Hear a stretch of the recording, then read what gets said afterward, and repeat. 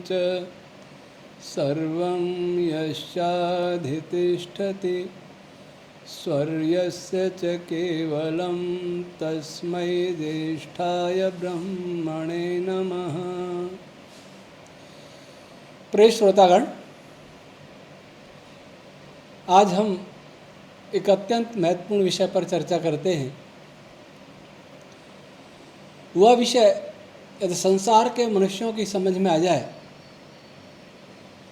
तो यह संसार स्वर्ग बन सकता है। अभी आप जानते हैं श्रावण का मास चल रहा है और हिंदू इसे बहुत पवित्र मानते हैं।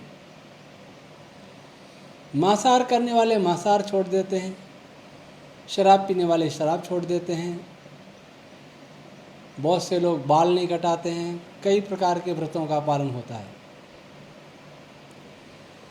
वह विषय धर्म जिस पर हम चर्चा करना चाहते हैं। आज संसार में धर्म शब्द को सबसे अधिक विकृत करके समझाया गया है।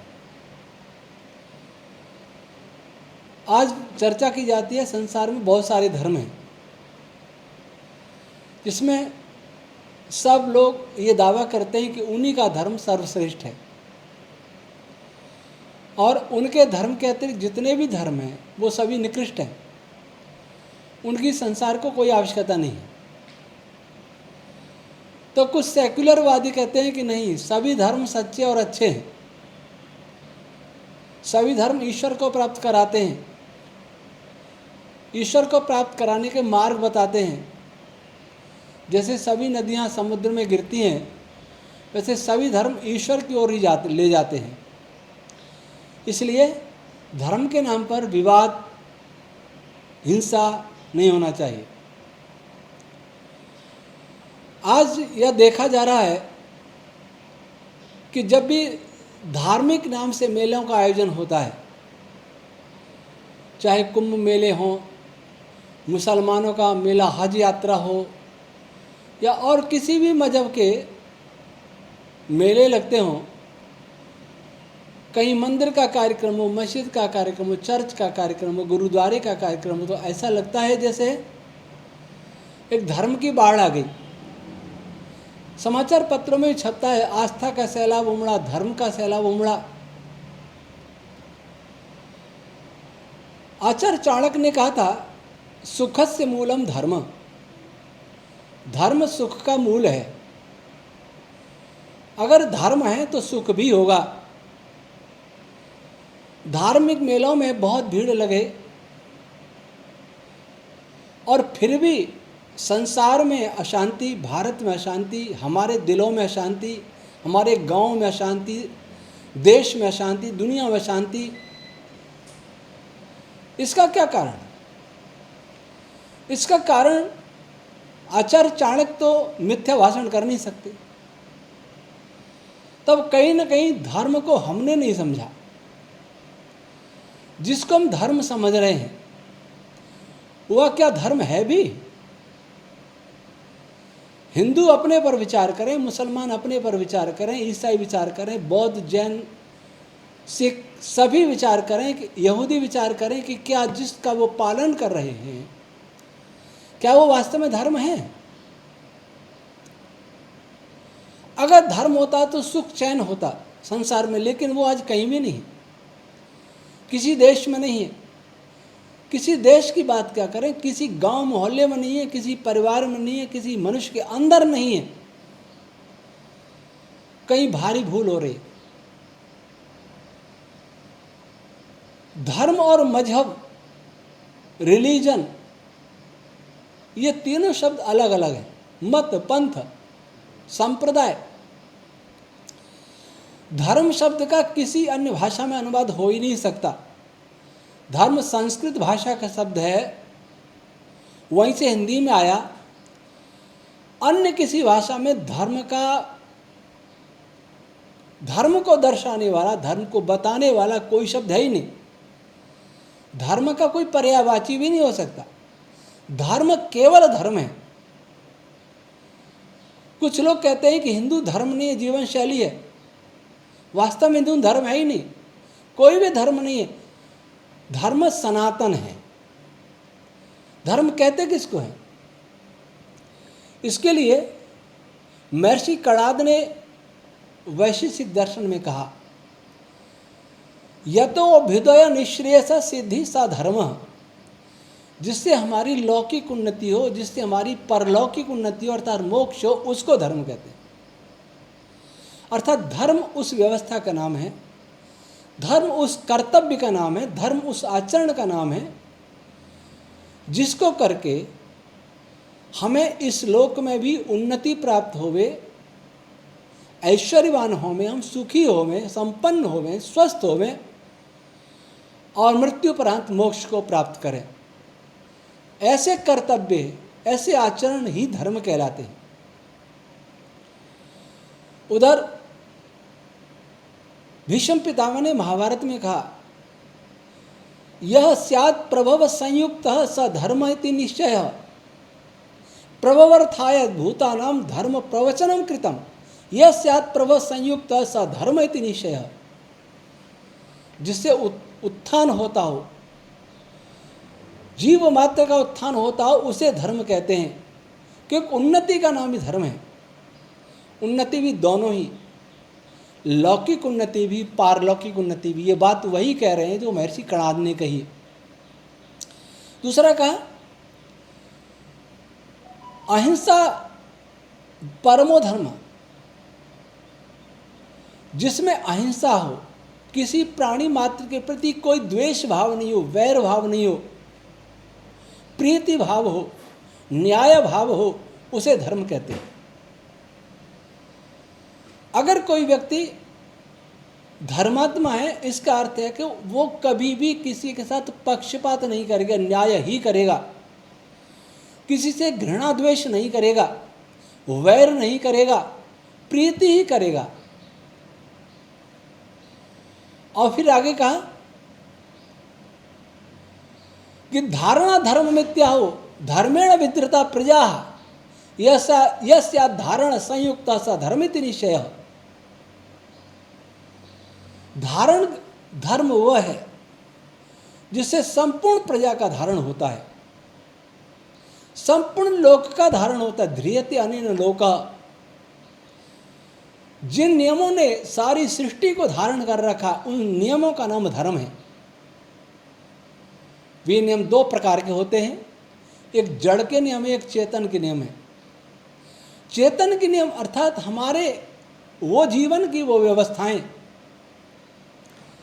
जिससे संपूर्ण लोक का, संपूर्ण प्राणी जगत का पालन होता है, जिससे पृथ्वी का पालन होता है, वायु का पालन होता है, जल का पालन होता है, सूर्य का पालन होता है, अर्थात इनकी रक्षा होती है, इन पर कोई दुष्प्रभाव नहीं पड़ता, इनको प्रदूषित नहीं किया जाता, इनका शुद्ध स्वरूप बनाए रखा जाता है ताकि ये किसी प्राणी को दुख न दे सके।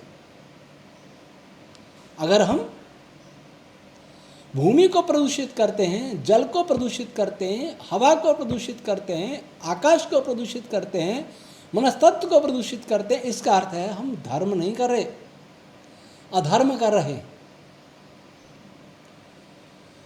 अगर प्राकृतिक आपदा आ रही है तो कहीं ना कहीं हमारा अधर्म उसका कारण है, हमारा मनुष्य जाति का, और कोई प्राणी अधर्म करता ही नहीं। तो धर्म न तो उपवास का नाम है, न किसी नदी में स्नान करने का नाम है, न किसी मंदिर, मस्जिद, चर्च, गुरुद्वारे में जाने का नाम है, न धर्म ध्यान लगाने का नाम है, न धर्म पूजा करने का नाम है। यज्ञ एक ऐसा हवन, उससे अवश्य होता है कि वायु प्रदूषण मिटता है। इसलिए न चाहते हुए व्यक्ति दूसरों का भला कर रहा है, प्रदूषण मिटा रहा है, इसलिए वो धर्म में रखा जा सकता है। मैं आपसे जानना चाहता हूं कि आप तिलक लगा रहे हैं, दुग्धाभिषेक कर रहे हैं महादेव जी का, मंदिरों में जाके गा रहे हैं, रोजे रख रहे हैं, उपवास कर रहे हैं, प्रार्थनाएं कर रहे हैं, कहीं तीर्थ यात्राओं में जा रहे हैं, इससे किस प्राणी का क्या लाभ हो रहा है? धर्म वह है जिससे सब प्राणियों का लाभ होता है, पालन होता है, रक्षण होता है। अगर ऐसा नहीं होता है तो हमारी पूजा उपासना किसी कार्य की नहीं। हमारी पूजा उपासना से हमारा मन इतना शुद्ध और निर्मल न हो जाए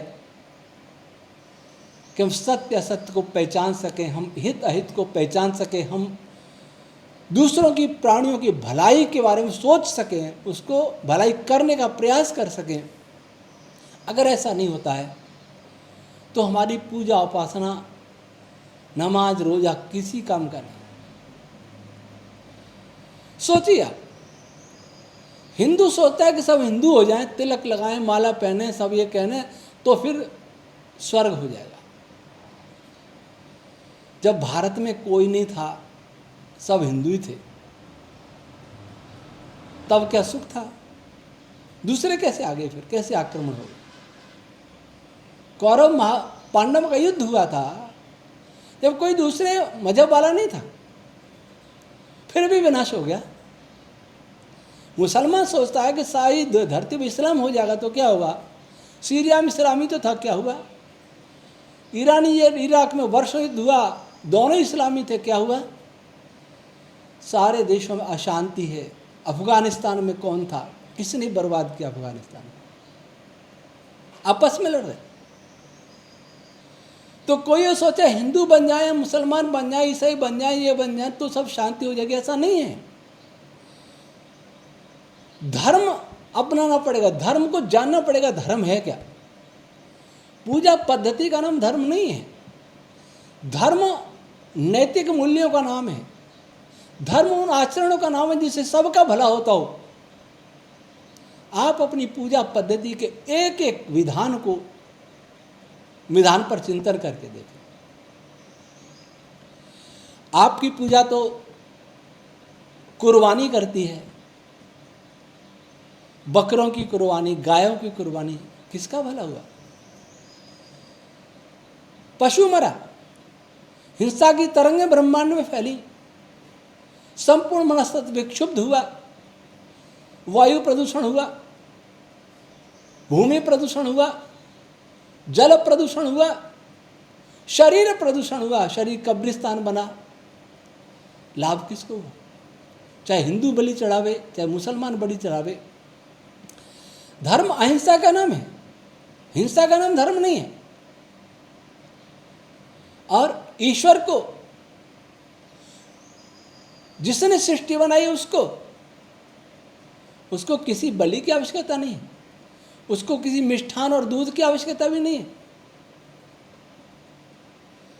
हम वह करना चाहते हैं जिससे किसी का भला नहीं होता, लेकिन हम वह नहीं करना चाहते जिससे सबका भला होता है। तो धर्म गुण को कहते हैं, प्रॉपर्टी को कहते हैं। धर्म की उत्पत्ति ईश्वर से होती है।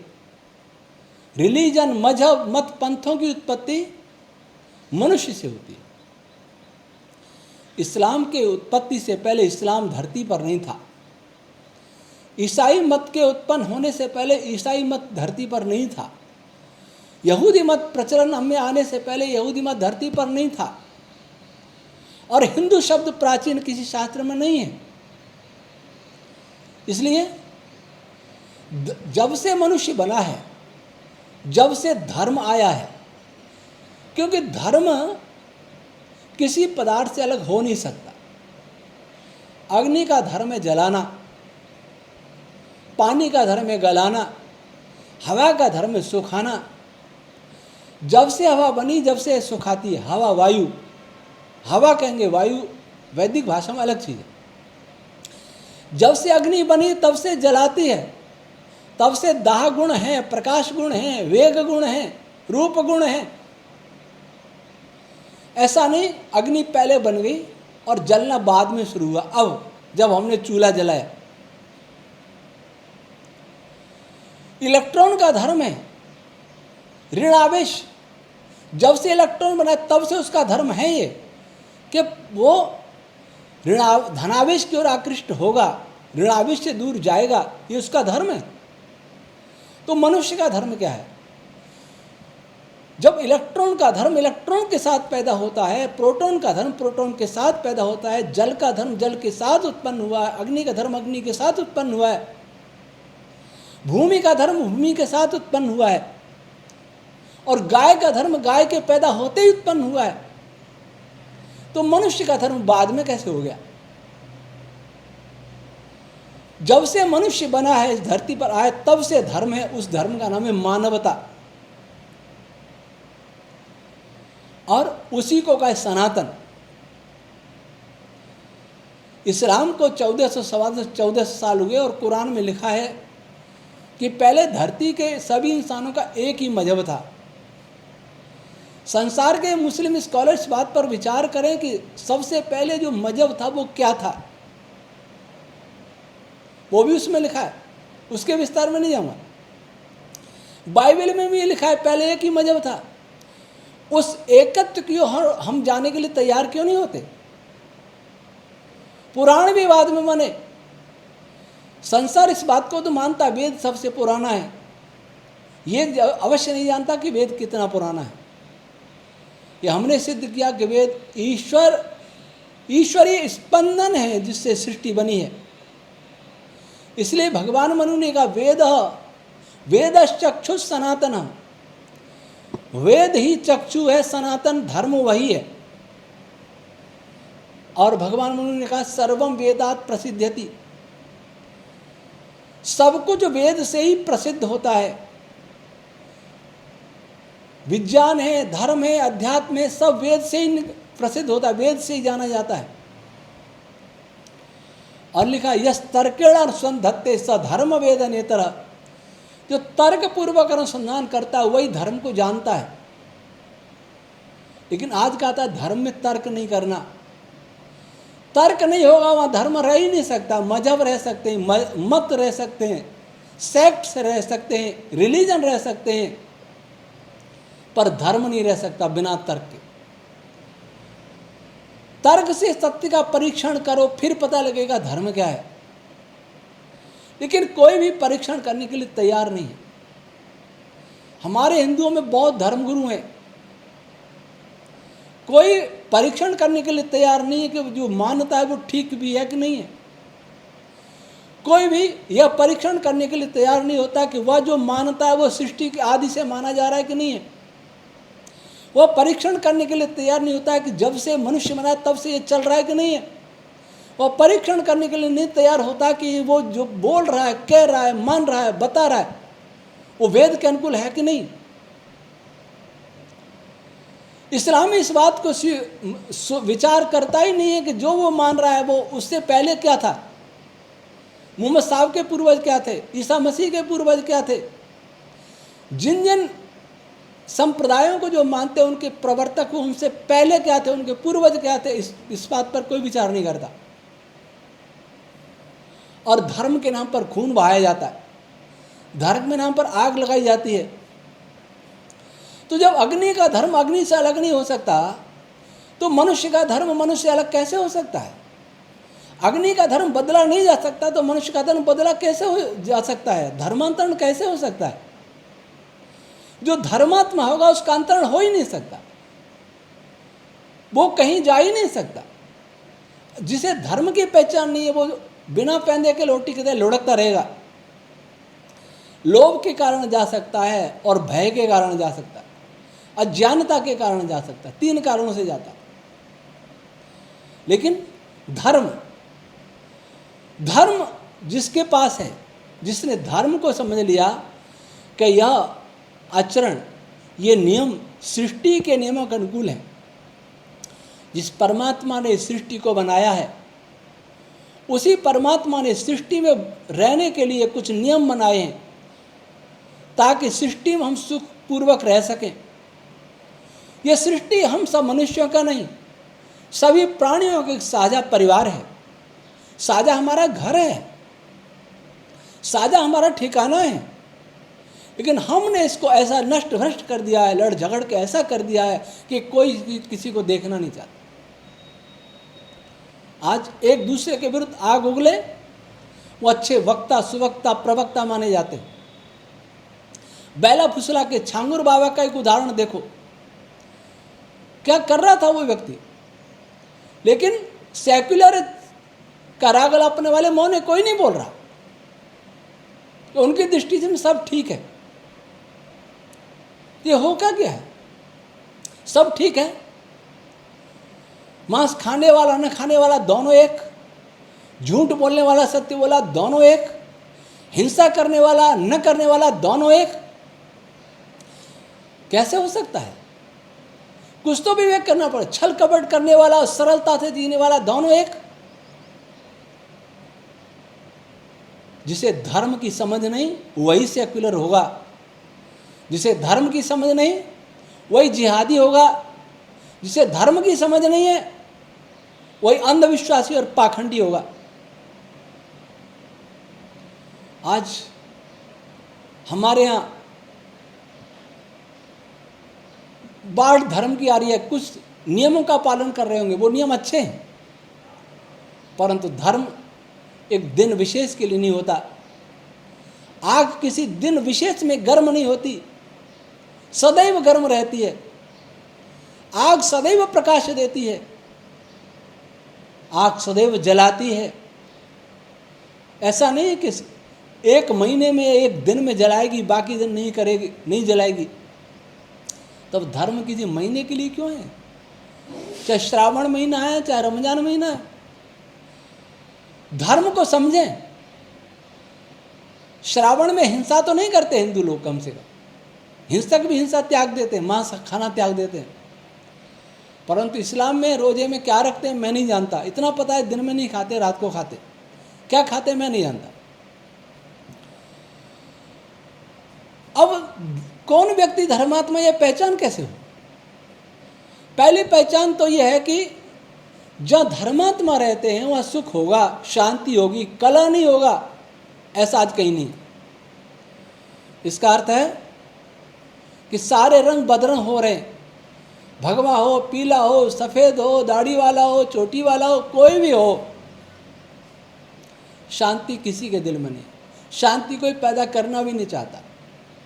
लेकिन शांति का यह अर्थ भी नहीं है कि कोई हमें मारने आए और हम शांति का अलापते रहें। धर्म यह भी कहता है कि अन्याय का प्रतिकार करो, लेकिन न्याय अन्याय को ठीक तरह जान लो। जो सृष्टि के नियम के अनुकूल है वही न्याय है, और जो सृष्टि के नियम के प्रतिकूल वही अन्याय है। न्याय अन्याय और सत्य असत्य को हर व्यक्ति का आत्मा जानता है, लेकिन हट के कारण, पूर्वाग्रहों के कारण, दुराग्रहों के कारण, प्रतिष्ठा का प्रश्न के कारण और अविद्या के कारण वो असत्य की ओर झुक जाता है। ऋषि दयानंद कहते हैं। अब जरा सोचें कि जब धर्म सृष्टि का धर्म है, धर्म सनातन है, जब से पृथ्वी बनी है, जब से सृष्टि बनी है, जब से मनुष्य जाति बनी, जब से धर्म बना है, तो धर्म सबका अलग अलग हो कैसे सकता है? हिंदू, मुस्लिम, सिख, ईसाई, पारसी, यहूदी का कैसे अलग हो सकता है? सूर्य सबका एक है, चंद्रमा सबका एक है, भूमि सबकी एक है, वायु सबकी एक है, तब इन सबको बनाने वाले अनेक कैसे हो सकते हैं? इनके नाम पर झगड़ा नहीं तो ईश्वर के नाम पर झगड़ा कैसे हो सकता है? इनके नियम अर्थात धर्म के नाम पर विवाद कैसे हो सकता है? अगर हो रहा है, इसका अर्थ है धर्म की समझ किसी को नहीं, पंडितों को नहीं, मौलवियों को नहीं, पादरियों को नहीं, साधुओं को नहीं, संत महंतों को नहीं, लेकिन जिनको है, जो वेद को जानते हैं, निश्चित ही वो मानवता के लिए बड़े उपकारी हैं और उन्हें आगे आना चाहिए। अब प्रश्न उठता है कि व्यक्ति की पहचान कैसे हो कि कौन व्यक्ति धर्मात्मा है? इसके लिए सबसे पहला तो सूत्र अहिंसा परमो धर्म। महाभारत में संभवतः 4 बार आया है या 4 बार आया। इससे बड़ा कोई धर्म नहीं। दूसरे के प्रति प्रीति की भावना, अन्यायपूर्वक किसी के साथ वैर विरोध न करना, ईर्ष्या द्वेष नहीं करना, प्राण लेना तो बहुत बड़ी बात है। मन से, वाणी से, कर्म से किसी से भी किसी को दुख न पहुंचाना, लेकिन अन्याय का प्रतिकार तो करना, क्योंकि अन्याय का प्रतिकार नहीं किया जाएगा तो अन्यायी व्यक्ति अन्यों के साथ भी अन्याय करेगा, उनको भी दुख देगा। इसलिए अनेकों के दुख मिटाने के लिए एक दुख देने वाले व्यक्ति को दंड देना अनिवार्य है, ये अहिंसा है। अब मनु जी का पहला धृति, मनु जी ने एक ही श्लोक में कहा, धृति क्षमा दमोस्त्यम शौचम इंद्रिय निग्रह धीर विद्या सत्यम क्रोधो दशकम धर्म लक्षण। धैर्य रखना। अगर आपका मन तुरंत भड़क जाता हो, किसी कार्य का फल तुरंत प्राप्त करने की इच्छा होती हो, बिल्कुल भी धैर्य नहीं हो, तो समझे आप में धर्म का लक्षण नहीं आया है। जितने अंश में है धैर्य, उतने लक्षण में आप धर्मात्मा हैं। पहला तो आपके अंदर प्रीति की भावना, दया करुणा की भावना है दुखियों के प्रति, तो आप समझें कि आप धर्मात्मा हैं। और उस दया करुणा को क्रियान्वित भी करें। अगर आप सहयोग कर सकते हैं तो करें, नहीं करने की स्थिति है तो मन से तो कम से कम उसके लिए ईश्वर से प्रार्थना करें। केवल प्रार्थना से होगा नहीं, अगर आप वास्तव में असमर्थ हैं तो ही प्रार्थना करें, नहीं तो आप प्रार्थना के साथ उसकी सहायता भी करें। हिंदुओं में नारे लगाए जाते हैं, प्राणियों में सद्भावना हो, विश्व का कल्याण हो। ये हिंदुओं में मिलेगा, हर मंदिर में मिलेगा, सर्वे भवन्तु सुखिनः, सभी सुखी हों। मैंने कहीं भी कुरान में नहीं पढ़ा सभी सुखी हों। मोमिनों के लिए सुख है, दूसरों के लिए मृत्यु है। अन्यत्र भी नहीं सुना कि सभी सुखी हों। कोई ईसाई को सुखी बनाना चाहता है, कोई मुसलमान को सुखी बनाना चाहता है, कोई किसी को सुखी बनाना चाहता है, लेकिन हिंदुओं के मंदिर में ये तो है, करता नहीं, आचरण नहीं करता, पर यह तो कहता है कि सबका भला करो भगवान। जो कहता है वो करने भी लग जाए।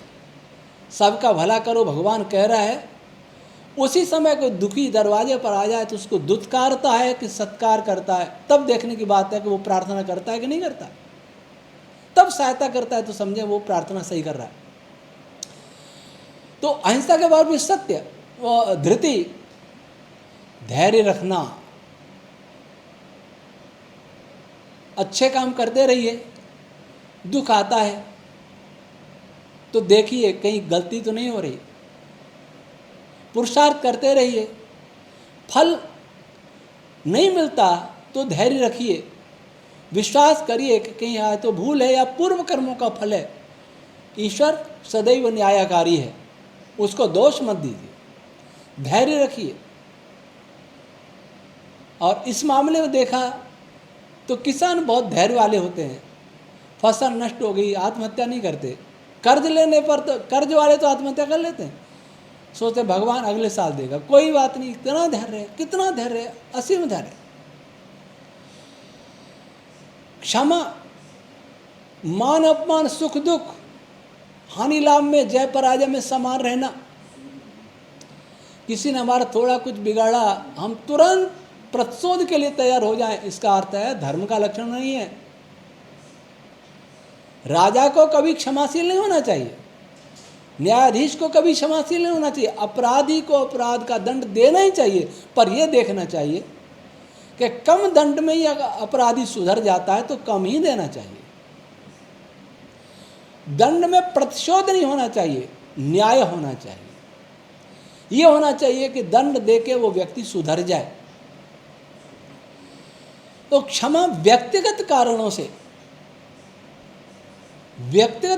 से, प्रतिष्ठा के कारणों से युद्ध या प्रतिशोध नहीं होना चाहिए। लोकहित के लिए ही हमें किसी को दंड देना चाहिए और आत्मरक्षा के लिए भी देना चाहिए। लेकिन सामान्य बातों में तुरंत प्रतिशोध लेना गाली का उत्तर गाली में देना ये नहीं है, ये उचित नहीं है। मान अपमान में, सुख दुख में, हानि लाभ में धर्म छोड़ देते हैं बहुत सारे लोग। क्या करना, इतना धर्म करते हैं तब भी ईश्वर फल नहीं दे रहा, या दुख में छोड़ देते हैं, सुख आएंगे तो ईश्वर का धन्यवाद करेंगे, दुख आएंगे तो ईश्वर को गाली देंगे। और किसी ने सारे जीवन उपकार किया, एक बार न किया तो उसका दुश्मन बन जाना। व्यापारी नहीं बनना चाहिए, धर्म में व्यापार नहीं होता। कोई हमारा भला करे तभी हम भला करेंगे ऐसा नहीं। हमारा स्वभाव, सज्जन का स्वभाव सज्जनता, दुर्जन का स्वभाव दुर्जनता। सज्जन को सज्जनता नहीं छोड़नी चाहिए। दुख हो या सुख हो, मान हो या अपमान हो, इसके लिए आदमी कितना कुछ प्रसोज लेने के लिए तैयार हो जाता है, कितने बुरे काम भी कर लेता है। कोई सम्मान का भूखा है, कोई प्रतिष्ठा का भूखा है, कोई धन का भूखा है। नहीं, क्षमाशील होना चाहिए, जैसा भी है ईश्वर तेरी व्यवस्था। दम, मन पर संयम। मन बहुत चंचल है। अगर आप मन पर संयम है तो समझें कि आप धर्मात्मा हैं। मन तो पता नहीं क्या क्या सोचता है, अगर उसे सबको करने लग जाए तो खून बहेगा धरती। इसलिए मन की बातें मन सुनिए, मन को नियंत्रित करने सीखिए।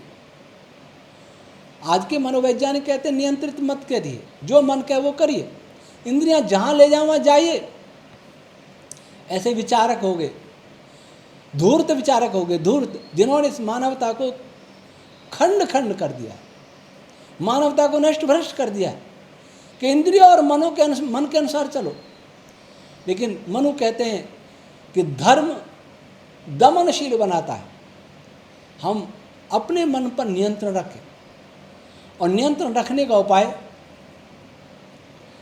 सात्विक भोजन, सात्विक चिंतन, सात्विक अध्ययन और उपासना, ईश्वर की उपासना। तो मन पर नियंत्रण। अस्तेय, जिस पर मेरा अधिकार नहीं है उसको मैं लेने की इच्छा भी न करूं। मेरा अधिकार अर्थात चोरी न करना, किसी के धन लेने की इच्छा नहीं करना, किसी का पद छीनने की इच्छा नहीं करना। आज पद के लिए क्या क्या होता है, पद के लिए आरक्षण की लड़ाई होती है, रेलें उखाड़ी जाती है, पटरियां उखाड़ी जाती हैं, रेलों की आग लगाई जाती है, आगजनी की जाती है, दंगे होते हैं। और भाई भतीजावाद, परिवारवाद, क्षेत्रवाद, भाषावाद, ये क्या है? दूसरे के अधिकार को छीनना, अपने कर्तव्य को कुचलना। अस्ते सिखाता जिस पे अपना अधिकार नहीं है। मेरे से आगे जाए कौन जाए जो मेरे से योग्य है। मैं योग्य हूँ तो मुझे अवश्य ही मेरा स्थान मिलना चाहिए, लेकिन मुझसे कोई योग्य है तो उसको वो स्थान मिलना चाहिए, मुझे नहीं मिलना चाहिए। ऐसी भावना जिस व्यक्ति के अंदर है तो समझेंगे उसमें धर्म का यह अस्तेय लक्षण है। क्या रिश्वत, आज तो रिश्वत खाने वाला भी धर्मात्मा है, पदों के लिए लड़ मरने वाला भी धर्मात्मा है, पदों के लिए झूठे वायदे करना, झूठ बोलने वाला भी धर्मात्मा है, मांस खाने वाला भी मंदिर में जा रहा है और अपने अपने पूजा स्थलों में नमाज पढ़ रहा है, वो तो वहाँ मांस खाना जायज़ ही है, वहाँ नहीं हो सकता जायज़। ये धर्म नहीं है, मजहब हो सकता है। शराब पीने वाला भी धर्मात्मा बना बैठा है तिलक लगा के, और वस्तुओं में मिलावट करने वाला भी धर्मात्मा बना बैठा है। झूठ बोल के ठगने वाला रिश्वतखोर भी धर्मात्मा बैठा है, चोरी करने वाला भी धर्मात्मा है, मंदिर के घंटे चुरा लेता है, मूर्तियां चुरा लेता है, वो भी धर्मात्मा है, वो भी देवी देवता की पूजा करके जाता है। लेकिन धर्म कहता है अस्तेय, जिस पर मेरा अधिकार नहीं है उसको लेने की इच्छा भी नहीं करना। मैं जिस योग्य नहीं हूँ उसे मुझे नहीं मिलना चाहिए, ये भावना हो। और शौचम, पवित्रता, अंदर और बाहर की पवित्रता।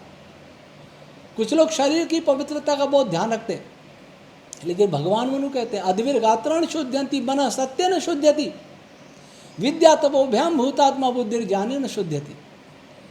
जैसी पवित्रता शरीर की वैसे अंदर की पवित्रता भी होनी चाहिए। अंदर तो अपवित्रता है, मलिनता है, झूठ छल कपट भरा है, और बाहर से तो स्नान ध्यान करके अच्छे कपड़े पहन के बैठ जाना, पूजा करना, ये धर्म का लक्षण नहीं है। अंदर बाहर की दोनों की पवित्रता होनी चाहिए। शरीर हमारे साथ नहीं जाता, ये तो मलिन होगा तो भी जलेगा, शुद्ध पवित्र होगा तो भी जलेगा, लेकिन अंतःकरण अवश्य जाएगा। उसमें मलिनता होगी तो मलिनता साथ जाएगी, शुद्धता होगी शुद्धता साथ जाएगी। इसलिए धर्म कहता है शौचम पवित्र बनो, अंदर से और बाहर से। पवित्र कैसा? जैसा उसका जीवन बाहर से है वैसा ही अंदर भी होना चाहिए। आज मनुष्य का जीवन बहुत कृत्रिम हो गया है। पशु कभी झूठ नहीं बोलता, पशु का जीवन पवित्र है। पूंछ हिलाने वाला कुत्ता कभी काटेगा नहीं, लेकिन मनुष्य पूंछ हिलाने वाला भी डंक काटेगा। चाटुकारी करने वाला घात लगाएगा। कितने इतिहास में उदाहरण भरे हैं। बलवान को देख के, दुष्ट को देख के चाटुकारी करते हैं। क्यों करते हैं? उससे कुछ काम निकल जाए, वो हमें सतावे नहीं, इसलिए करते हैं, अंदर से नहीं करते। लेकिन धर्म कहता है शौच पवित्रता होनी चाहिए, भीतर बाहर एक जैसा होना चाहिए। जैसे दर्पण, जैसा हमारा चेहरा दर्पण वैसा ही दिखाता है, तो हमारा व्यवहार वैसा ही होना चाहिए जैसा अंदर है। अगर उसमें अंतर है, जीवन का संगीत बिगड़ा हुआ है, मन कुछ कह रहा है, बुद्धि कुछ कह रही है, हाथ कुछ कर रहे हैं, आँख कुछ देख रही है, मन कह रहा है कि मत, बुद्धि कह रही है मत देखो ये ठीक नहीं है, परंतु मोबाइल ले लेके क्या देख रहे हैं, क्या सुन रहे हैं, कोई नहीं विचार कर रहा। क्या वो ऐसा करना चाहिए? अंदर गंदगी भरी जा रही है और फिर भी वो धर्मात्मा बना हुआ है। योगी भी बन जाते हैं आजकल तो, योगा डे। शौचम इंद्रिय निग्रह, इंद्रियों पर नियंत्रण। जीव कहे उसे ही खा लेना, जीव कहे, वाणी कहे वैसे ही बोल देना, आंख कहे वैसे ही देखना, कान चाहे वैसे सुनना, ये ठीक नहीं है। इन पर मन और बुद्धि का अंकुश होना चाहिए और इन सब पर हमारा आत्मा का अंकुश होना चाहिए। इंद्रियां घोड़े हैं। उपनिषदकार कहता है कि आत्मा को रथी समझो, रथ का स्वामी, और बुद्धि को सारथी समझो, रथ हाँकने वाला। मन लगाम समझो, मन लगाम है, और हमारी इंद्रियां घोड़े हैं। जो घोड़े लगाम की बात नहीं माने, सारथी की बात नहीं माने, रथी की बात नहीं माने, उनका उस रथ का क्या होगा? उस रथ पे बैठने वाले सारथी और रथी का क्या होगा? वो स्थिति हमारी हो रही। हमारी इंद्रियां स्वच्छंद विचरण कर रही हैं, और स्वच्छंदता को अभिव्यक्ति की स्वतंत्रता कहा जाता है। लोकतंत्र में अभिव्यक्ति की स्वतंत्रता, काम करने की स्वतंत्रता, खाने की स्वतंत्रता, पीने की स्वतंत्रता, इतनी स्वतंत्रताएं हैं। स्वतंत्रता तो इसमें है ही नहीं, स्वच्छंदता, स्वेच्छाचारिता है। मेरी इच्छा है मैं मांस खाऊं, क्यों इच्छा है? क्यों इच्छा है? मैं किसी को जीवन नहीं दे सकता, मैं किसी का जीवन कैसे लूं? मेरी इच्छा कैसे चलेगी? मेरी इच्छा किसी का गला काटूं कैसे हो सकता है? मेरी इच्छा किसी को बर्बाद करने की कैसे पूरी होनी चाहिए? क्यों पूरी होनी चाहिए? इच्छा ऐसी क्यों? इच्छा है तो उसे रोको। डायबिटीज के रोगी को इच्छा होती है मिठाइयाँ खाएं, तले हुए खाएं, तो क्या उसको देना चाहिए? क्योंकि वो अभिव्यक्ति की स्वतंत्रता, खाने की स्वतंत्रता है। ये इच्छाएं, रुचियाँ, स्वच्छंदताएं इस मनुष्य को पतन क्यों ले जा रही है? इसी ने संसार में सारा रुखून मचा रखा है, रक्तपात मचा रखा है, अराजकता फैला रखी है। तो धर्म कहता है इंद्रिय निग्रह, इंद्रियों को नियंत्रण में रखो, घोड़ों को नियंत्रण में रखो। सारे संसार में दो इंद्रिय सबसे प्रबल हैं, जननेन्द्रिय और रसनेन्द्रिय। इन दोनों ने संसार में त्राय त्राय मचा रखी है और दोनों की पूरी स्वतंत्रता दे रखी है संविधानों ने, दुनिया भर के संविधानों ने। इसलिए ऐसा लगता है कि संविधान बनाने वाले सबसे बड़े अधर्मी हैं, नीति निर्धारक सबसे बड़े अधर्मी, इनको धर्म का पता ही नहीं है। अगर उनमें धर्म का यह लक्षण होता कि इंद्रियों का नियंत्रण होना चाहिए, इंद्रिय निग्रह होना चाहिए, तो इस प्रकार की स्वच्छंदता नहीं देते। अंकुश होता, मेरी स्वच्छंदता किसी के हित के विरुद्ध कैसे हो सकती है? और वह किसी का अर्थ केवल मनुष्य नहीं है, किसी का अर्थ हर प्राणी है। किसी भी प्राणी के हित में अहित में कैसे हो सकती है मेरी स्वतंत्रता, स्वच्छंदता? तो इंद्रिय निग्रह, जो व्यक्ति अपनी इंद्रियों पर जितना नियंत्रण कर सकता है उतना ही मात्रा में वो धर्मात्मा है। शौच इंद्रिय निग्रह, धीर विद्या, धी बुद्धिमान होना भी धर्मात्मा होने का लक्षण है। यद्यपि बुद्धि परमात्मा की देन है। महर्षि आनंद कहते हैं कि सब बुद्धिमान विद्वान नहीं हो सकते, लेकिन धर्मात्मा सब हो सकते, क्योंकि बुद्धि ईश्वर ही देन है। लेकिन ईश्वर ने जितनी बुद्धि दी है उस बुद्धि को हम उज्ज्वल तो करने का प्रयास कर सकते हैं। प्राणायाम के द्वारा, ब्रह्मचर्य के द्वारा, ध्यान के द्वारा, शुद्ध सात्विक खान पान के द्वारा हम बुद्धि को निर्मल तो बना सकते हैं, बुद्धि को कुछ बढ़ा भी सकते हैं। अगर हम इस बुद्धि को नहीं बढ़ाएंगे और बुद्धि को कुबुद्धि में बदलेंगे, दुर्बुद्धि में बदलेंगे, तो बुद्धिमान संसार का सबसे बड़ा विनाश कर सकता है। अगर सुबुद्धिमान है तो संसार का कल्याण कर सकता है। और बुद्धिमान रावण भी था, त्राही मचाई। आज के बड़े बड़े वैज्ञानिक, बड़े बड़े उद्योगपति, बड़े बड़े जो नीति निर्धारक, वो बड़े बुद्धिमान हैं। ये भी तो संसार को उंगलियों पर नचा रहे हैं, संकेतों में नचा रहे हैं, लेकिन वो कुबुद्धिमान है, दुर्बुद्धिमान है, इसलिए सारे संसार को त्रास दे रहे हैं। तो धर्म का लक्षण है बुद्धिमान बने, सुबुद्धिमान बने। बुद्धि सुबुद्धि होनी चाहिए, दुर्बुद्धि नहीं होनी चाहिए। और बुद्धि नाशक पदार्थों का सेवन हो रहा है। मांस खाने से बुद्धि बढ़ेगी क्या? शराब पीने से, अन्य नशे, अनेक प्रकार के नशे, उनसे बुद्धि बढ़ेगी क्या? और जो खान पान हो रहा है, जो देखा जा रहा है, इंटरनेट के माध्यम से देखा जा रहा है, जो अखबारों में देखा जा रहा है, जो विज्ञापन आ रहे हैं, वो बुद्धि बढ़ाने वाले हैं क्या? वो दुर्बुद्धि पैदा करने वाले, बुद्धि में विकार पैदा करने वाले हैं। धर्म कहता है सुबुद्धिमान बनो, बुद्धि बढ़ाने वाले आहार खाइए सात्विक, जिसमें गाय का दूध, घी, घृत, दही, छाछ सर्वोत्तम बुद्धि बढ़ाने वाले पदार्थ हैं। लेकिन आज इन्हीं का विरोध हो रहा है। क्यों? क्यों? वो दुर्बुद्धिमान है, बुद्धिमान है नहीं वो लोग। बड़े बड़े आचार्य, ऐसे आचार्य आ गए जो दूध के पीछे पड़े, गाय के पीछे पड़े हैं, क्योंकि वो बुद्धिमान नहीं, वो दुर्बुद्धिमान है। उनका प्लान है, इस धरती को मिटाने का प्लान है, मानव जाति को मिटाने का प्लान है, गाय को मिटाने का प्लान है, कृषि को टेक्नोलॉजी पर लाने का प्लान, एक योजनाबद्ध तरीके से हो रहा है। क्यों? ऐसा लोग कौन कर रहे हैं? बुद्धि बहुत है लेकिन दुर्बुद्धि है, उनका खान पान अच्छा नहीं है। तो बुद्धिमान बने।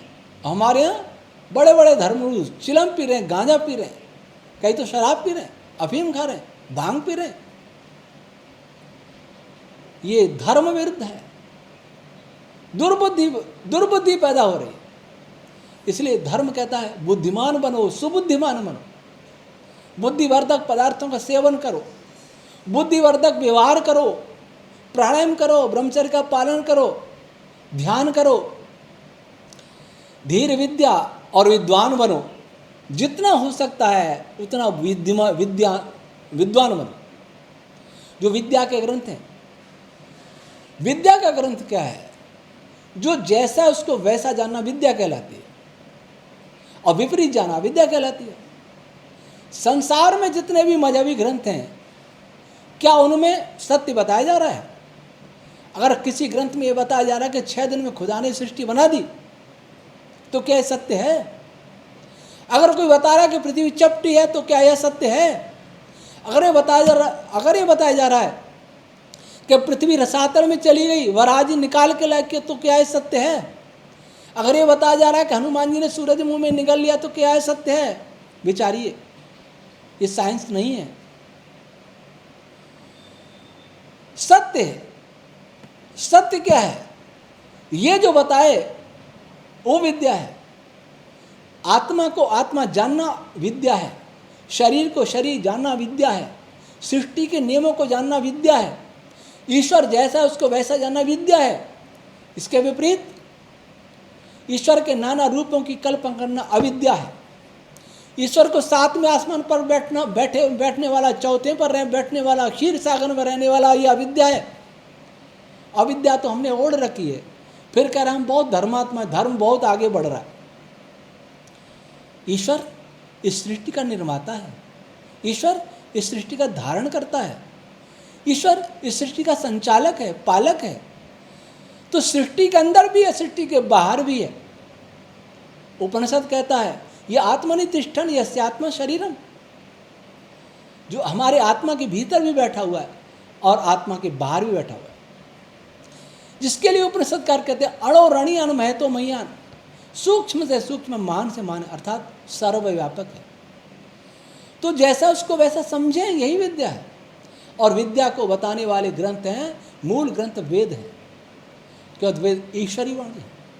वेद मानव जाति का सबसे प्रथम ग्रंथ है, वेद सृष्टि का ग्रंथ है। जो ग्रंथ सृष्टि विज्ञान की पूर्ण व्याख्या कर सके वही ईश्वरी है। हमारा आचार व्यवहार, धर्म अधर्म, ये सब ईश्वर उसी में आ जाता है। सृष्टि विज्ञान में क्या धर्म है, क्या अधर्म है, ये भी सृष्टि विज्ञान बताता है। सृष्टि को देख करके हम व्यवहार सीख सकते हैं, क्योंकि सृष्टि परमात्मा ने बनाई है।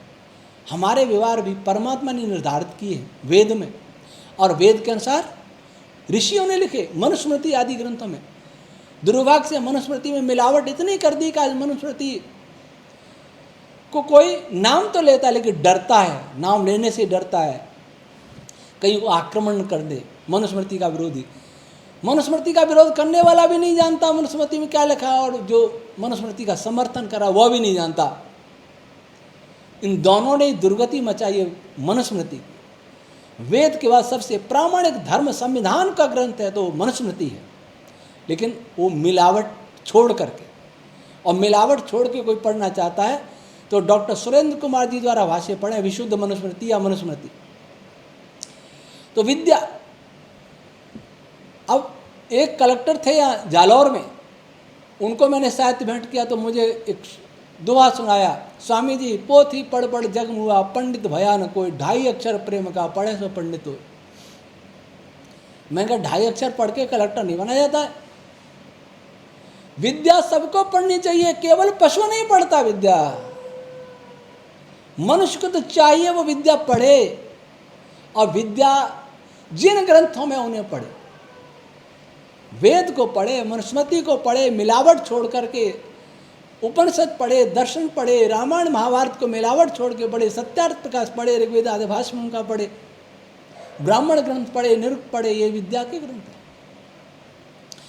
अन्य मजहबों में जो जो भी विद्या की बातें वो सब यहीं से गई, वेद में से गई, कुरान में भी गई, बाइबल में गई, और ग्रंथों में गई, सब में यहीं से गई। कुछ कुछ बातें मेल खाती क्योंकि वेद सबसे पुराना है। तो धीर विद्या सत्यम, और जो व्यक्ति धर्मात्मा है वह सत्य ही बोलेगा, सत्य ही मानेगा, सत्य ही करेगा, असत्य कभी नहीं बोलेगा। लेकिन सत्य को जानना भी बहुत कठिन कार्य है। महर्षि ब्रह्मा जी ने कहा है सत्य वचनम श्रेय सत्य ज्ञानम तो चदुष्करम। सत्य वचन श्रेष्ठ है पर सत्य का ज्ञान बहुत दुष्कर है। जिसका आत्मा निर्मल होता है वही सत्य को जान सकता है। वेद आदि शास्त्रों को पढ़े बिना सत्य को नहीं जाना सकता। सामान्य भाषा में तो, सामान्य व्यवहार में जैसा हमारे आत्मा में वैसा वाणी में होना चाहिए, सत्य है। विकार नहीं पैदा होना चाहिए। भगवान शिव कह रहे हैं कि बिना विकार के वाणी को यथावत प्रस्तुत किया जाना ही सत्य है। तो महर्षि व्यास कहते हैं जो सर्वहित में वो सत्य है। जैसा मन वैसा वाणी वैसा कर्म और सर्वहित वह सत्य है। आज हर व्यक्ति शांत होकर बैठ जाए, हिंदू भी बैठे, मुसलमान बैठे, ईसाई बैठे, जैन बौद्ध जो भी है सब बैठे और सोचे क्या वो अपने अपने धर्मगुरु की बात मानेंगे, हृदय की बात मानेंगे? हृदय से पूछें कि क्या जो आप सोच रहे हैं, बोल रहे हैं, वो सत्य है या असत्य है? उनका आत्मा बता देगा कि ठीक नहीं कर रहे हो। आत्मा दर्पण है, दर्पण बता देता है कि आप गलत सोच रहे हो। मत पूछिए किसी धर्मगुरु से, मौलवी से, इस पादरी से, अपने से पूछिए कि क्या आप जो मानते हैं, क्या आप जो कर रहे हैं वो सत्य है, सबके हित के अनुकूल है? नहीं है तो छोड़िए। पशु नहीं है आप, मनुष्य पशु नहीं है जो खूंटे से बांध दिया किसी ने, गुरु ने, मौलवी ने, पादरी ने, उसी से बंधे रहे। सोचिए कि क्या आप जो कर रहे हैं वो सत्य है, क्या आपके भी हित के अनुकूल है या सबके हित के अनुकूल है? नहीं है तो छोड़े। सत्यम अक्रोध, अक्रोध न करना, तुरंत भड़क नहीं जाना। अंतिम लक्षण है अक्रोध, क्रोध नहीं करना, शांत रहना। और पहला लक्षण धैर्य रखना। तो धर्मात्मा जो है वो अपनी कसौटी इन पर कस के, इस कसौटी पर अपने को स्वयं को कस कर देखे। जो श्रावण महीने में धर्म का आचरण कर रहे हैं, अनुष्ठान कर रहे हैं, वे स्वयं को इस कसौटी पर कस के देखें। रमजान में जो धर्मात्मा बनते हैं वे भी कसौटी पर कस कर देखें। जो मंदिरों में जाके नाना प्रकार के कर्मकांड कर रहे हैं, मस्जिदों में कर रहे हैं, चर्चों में कर रहे हैं, गुरुद्वारों में कर रहे हैं, वो देखें क्या उनमें ये गुण है। और आप में से कोई ये नहीं कह सकता कि ये गुण ठीक नहीं लिखे मनुस्मृति में। अंदर से कोई विरोध नहीं करेगा कि झूठ बोलना चाहिए, ऐसा कोई नहीं कहेगा। कोई नहीं कहेगा क्रोध करना धर्म है, कोई नहीं कहेगा कि चोरी करना धर्म है। फिर मानते क्यों नहीं? सोचिए, विचार कीजिए। आप मनुष्य हैं और वेद भी कहता मनुष्य बनो। नहीं कहता हिंदू बनो, मुसलमान बनो, ईसाई बनो, मनुष्य बनो। मनुष्यता ही सनातन है और सनातनी मनुष्यता है। सनातनी धर्म है और धर्म ही सनातन है। जब से सृष्टि है तब से धर्म है। जब तक सृष्टि है तब तक धर्म रहेगा। मजहब आते रहेंगे, जाते रहेंगे, मिटते रहेंगे, बनते रहेंगे, लेकिन धर्म नहीं बदलेगा। इसलिए मजहब छोड़िए, मजहब छोड़िए, पंथों को छोड़िए, संप्रदायों को छोड़िए, धर्म को अपनाइए। और इसी धर्म के लिए कहा गया है, महर्षि व्यास ने, धर्म एव हतोहंति धर्मो रक्षति रक्षितः। धर्म जब मार दिया जाता है तो मरा हुआ धर्म हमें मार देता है, और धर्म की जब हम रक्षा करते हैं तो रक्षा किया हुआ धर्म हमारी रक्षा करता है। आज हम सब ने धर्म को मार डाला है। धर्म को धक्के मार मार करके अपने घरों से निकाल दिया, अपने दिलों से निकाल दिया, दिमाग से निकाल दिया, अपने देश से निकाल दिया, दुनिया से निकाल दिया। इस धर्म का स्वागत कीजिए, इस धर्म को समझिए, इसकी रक्षा कीजिए, संरक्षण कीजिए। तो धर्म आपको बचा लेगा, आपके परिवार को बचा लेगा, आपके देश को बचा लेगा, आपके संसार को बचा लेगा, ब्रह्मांड को बचा लेगा। नहीं तो सब नष्ट हो जाएगा। आए, भगवान शिव का भी यही उपदेश है। भगवान शिव का उपदेश हमने पुस्तक में लिखा, भगवान शिव जी की दृष्टि में धर्म, उसे पढ़ें, हमारी वेबसाइट पर है vedicfish.org पर। भगवान शिव का भी ये उपदेश है। श्रावण महीने में आप भगवान शिव की पूजा कर रहे हैं तो उस पुस्तक को अवश्य पढ़ें और धर्मात्मा बनने का ईमानदारी से प्रयास करें। ईश्वर हमको धर्म समझने की सद्बुद्धि प्रदान करे, शक्ति प्रदान करे। ओम शम।